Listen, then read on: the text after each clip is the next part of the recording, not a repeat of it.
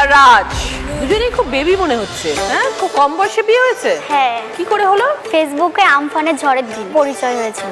ওই ঝড়ের মধ্যে ফেসবুক করছিলে?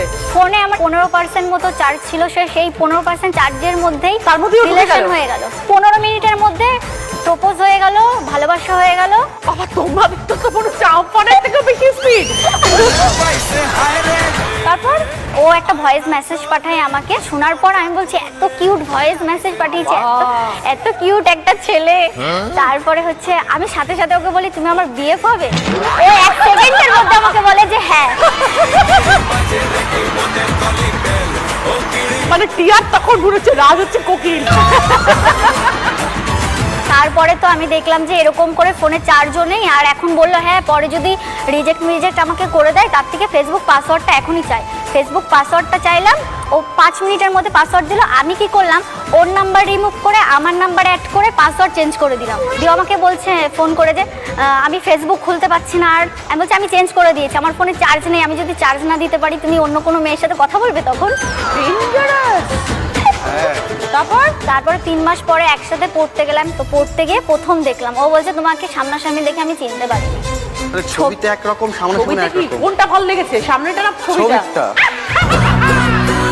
সামনাসামনি ভালো লাগেনি, আমি চিনতেই পারিনি যে এটা সেই মেয়ে। আর সবসময় আমাকে দেখে ভয়ে ভয়ে। তুমি কি 440 ভোল্ট নাকি? কামড়ে দেয়, কামড়ে দেয়।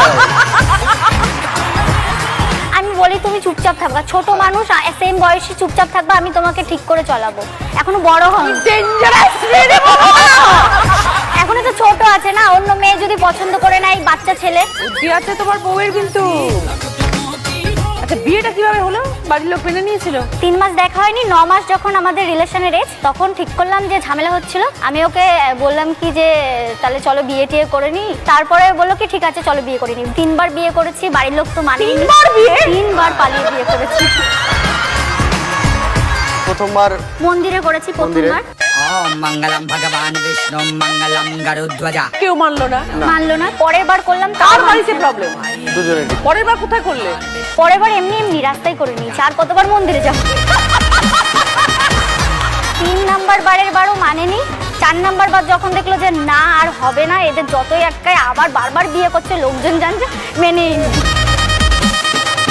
শাশুড়ি মা এসেছিল আজকে? হ্যাঁ এসছে। শাশুড়ি তো ইয়াং। হ্যাঁ। শাশুড়ি মা? হ্যাঁ বলুন। 4 নম্বরে বার বিয়ে করে চলে এলো বাড়িতে, কি করলেন আপনি তখন? কি আর করবো, মেনে নিতেই হলো। কিছু ওদের করার যখন নেই। দুজনকে চাই। এখন কি বুঝছেন বৌমাকে? ওমা খুবই ভালো। আমার তো মেয়ে নেই, পুরো আমার মেয়ের জায়গাটা দখল করে নিয়েছে ও। সবার মন জয় করতে পেরেছে। হ্যাঁ, ভীষণ ভালো। আর দিদি হচ্ছে আমাদের একটা ইউটিউব চ্যানেল আছে, রাষ্ট্রীয় অফিসিয়াল। ডেইলি ব্লগ, সারাদিন যা করি ওর সাথে যা করি।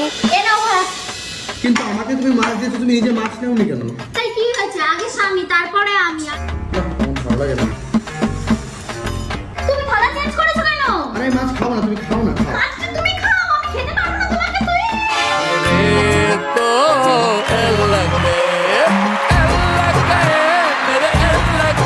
কত ফলোয়ার্স হয়েছে? টোটাল 45 লক্ষ। ওরে বাবা! আর শুধু ইউটিউবে 1.1 মিলিয়ন ফলোয়ার্স। বাহ।